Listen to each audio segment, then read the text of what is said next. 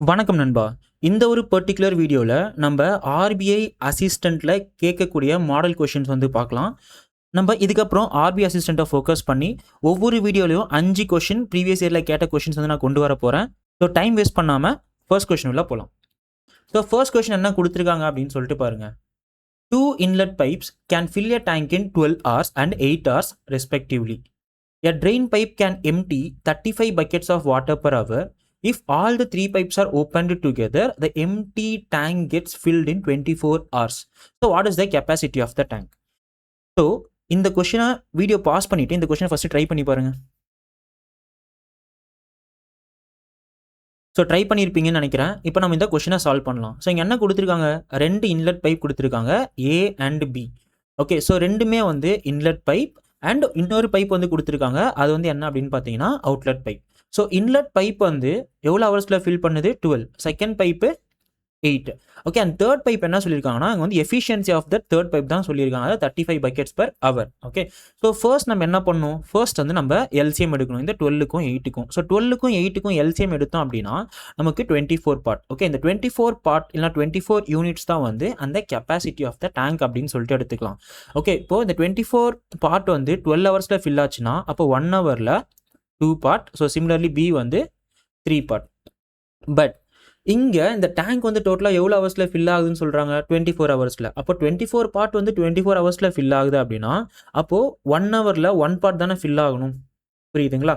So இங்கே இந்த outlet pipe வந்து 1 ஹவரில் அப்போ எவ்வளோ லிட்டர்ஸ் வந்து வெளியேற்றும், 4 லிட்டர்ஸ் வந்து வெளியேற்றும். அப்போ தான் வந்து நமக்கு 2 + 3 - 4 அப்படிங்கிறது நமக்கு 1 ஹவரில் 1 பார்ட் அப்படின்னு சொல்லிட்டு வரும். பட் இந்த கொஷனில் நீங்கள் இந்த ட்ரெயின் பைப் வந்து லைக் இந்த 1 ஹவரில் எவ்வளோ லிட்டர்ஸ் வந்து எம்டி பண்ணுது 35. பட் இங்கே நமக்கு ஜஸ்ட் 4 தான். அப்போ இந்த 4 பார்ட்டை தான் வந்து நம்ம 35யோட ஈக்குவேட் பண்ணணும்.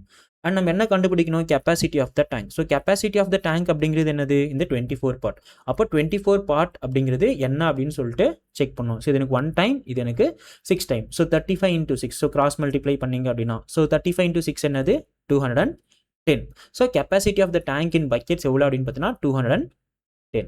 Okay, next one. So again கொஷினை பாஸ் பண்ணுங்க, ட்ரை பண்ணுங்க, நெக்ஸ்ட் நம்ம சால்வ் பண்ணலாம்.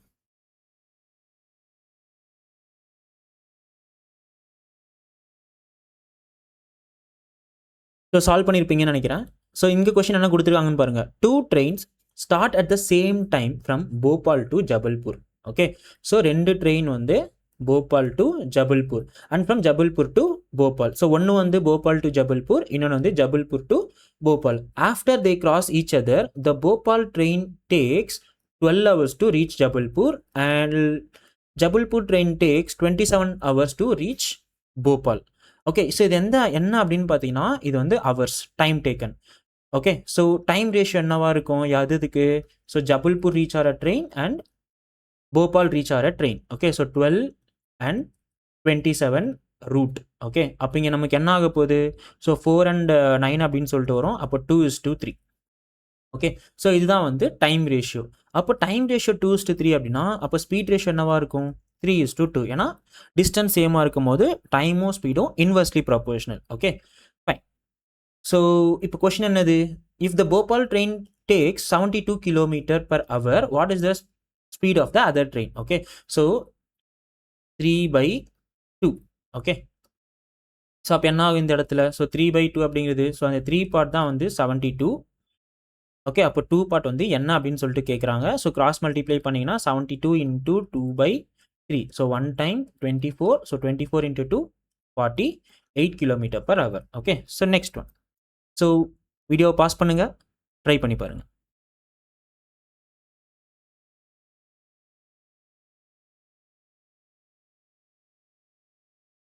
ஓகே, சால்வ் பண்ணியிருப்பீங்கன்னு நினைக்கிறேன். ஸோ நம்ம சால்வ் பண்ணலாம் இப்போ.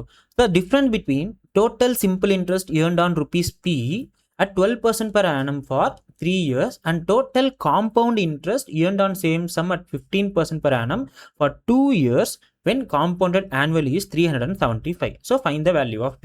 ஸோ நம்ம என்ன அசியூம் பண்ணுவோம்னா எப்பயுமே வந்து இனிஷியல் அமௌண்ட் வந்து 100% அப்படின்னு சொல்லிட்டு அசியூம் பண்ணுவோம்.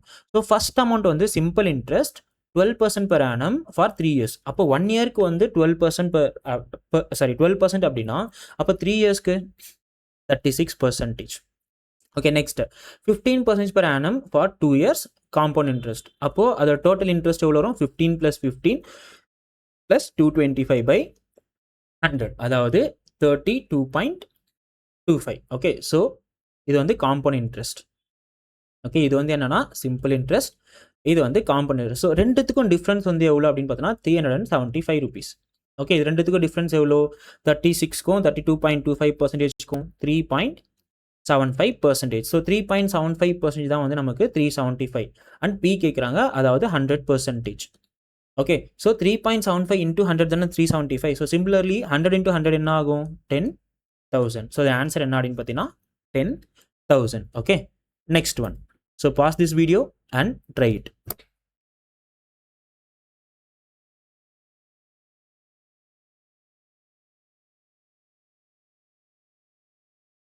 ஓகே சால்வ் பண்ணியிருப்பீங்கன்னு நினைக்கிறேன். ஸோ இங்கே என்ன சொல்லியிருக்காங்கன்னு பாருங்கள்.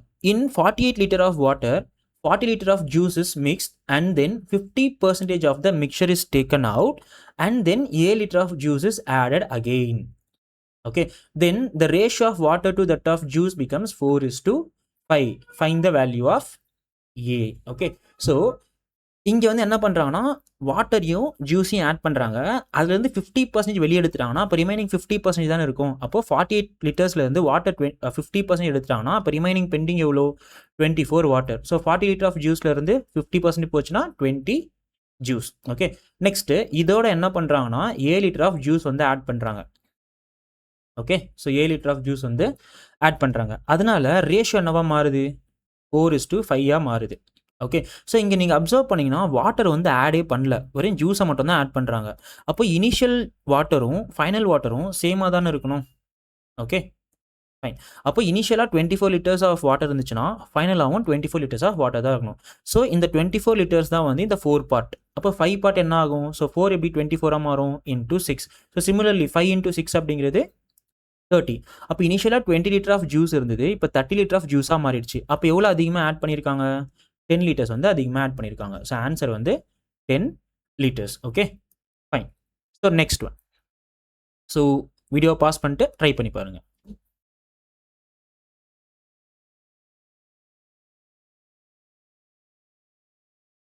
Done.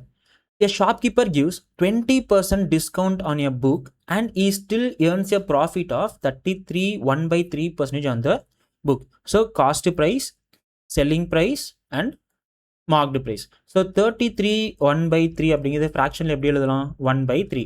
அதாவது 3 ரூபா காஸ்ட் ப்ரைஸாக இருந்தால் 1 ரூபா ப்ராஃபிட்டாக இருக்கும். அப்போ செல்லிங் ப்ரைஸ் என்னவாக இருக்கும் 4 ரூபாயாக இருக்கும்.